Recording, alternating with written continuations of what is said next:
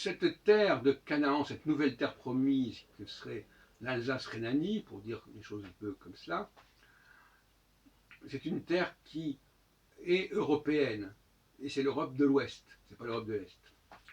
Et on voit une espèce d'usurpation chez les Juifs eux-mêmes, parce que séfarades, on dit qu'il y a des Juifs séfarades, mais la séfarade c'est l'Espagne. On dit qu'il y a des Juifs ashkénazes, ashkénazes ça veut dire l'Allemagne. Donc, d'une certaine manière, les Juifs d'Afrique du Nord qui se disent séfarades, c'est une expression abusive.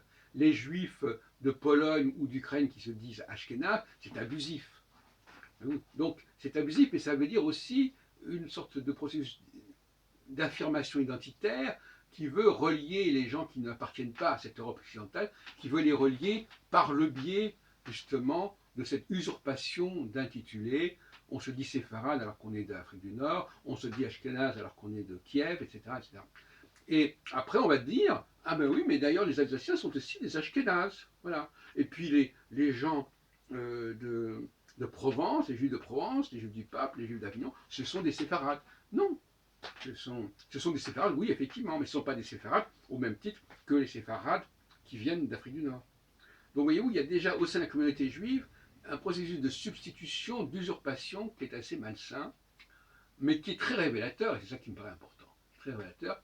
C'est une espèce de tropisme vers l'Europe, chez des juifs qui n'appartiennent pas à cette Europe de l'Ouest, mais qui usurpent le nom d'Allemands ou d'Espagnols, pour des raisons qu'on comprend très bien d'ailleurs.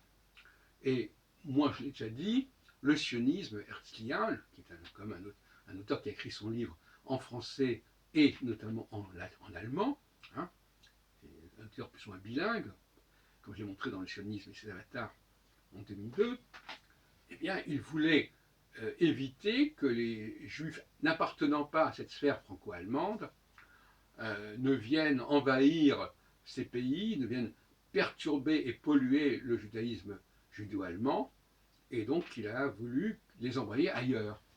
Il n'était pas spécialement polarisé sur la Palestine d'ailleurs, il le dit dans son état juif, ça pouvait être aussi bien l'Argentine, ça pouvait être aussi bien l'Ouganda, etc. Ce qui est important, c'est qu'il fallait les envoyer ailleurs, ce n'était pas que ce soit spécialement la Palestine.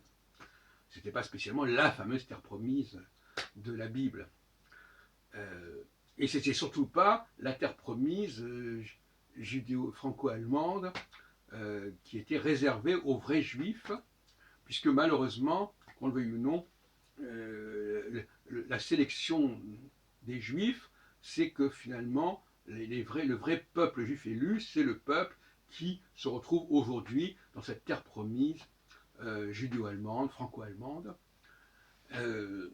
Et les autres juifs, eux, on les envoie en Israël, on les envoie en Palestine, mais on n'a pas envie de les voir arriver dans le judaïsme franco-allemand. Voilà. Bon, tout ça est assez pénible à dire, mais c'est comme cela.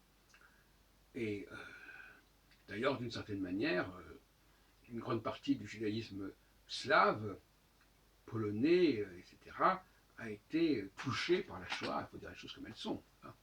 Bon, donc, sans vouloir entrer dans des réflexions apocalyptiques, c'est pas complètement inintéressant comme lecture. Bon, même si je sais que c'est assez désagréable à entendre, mais soyons dans une logique prophétique jusqu'au bout et considérons que la Bible nous annonce des événements, une terre promise qui n'est pas celle qu'on nous a dit qu'elle était, mais qui est celle où les Juifs de France et d'Allemagne, et d'Autriche évidemment, dans ce monde franco-allemand, c'est là que se trouve véritablement la terre promise.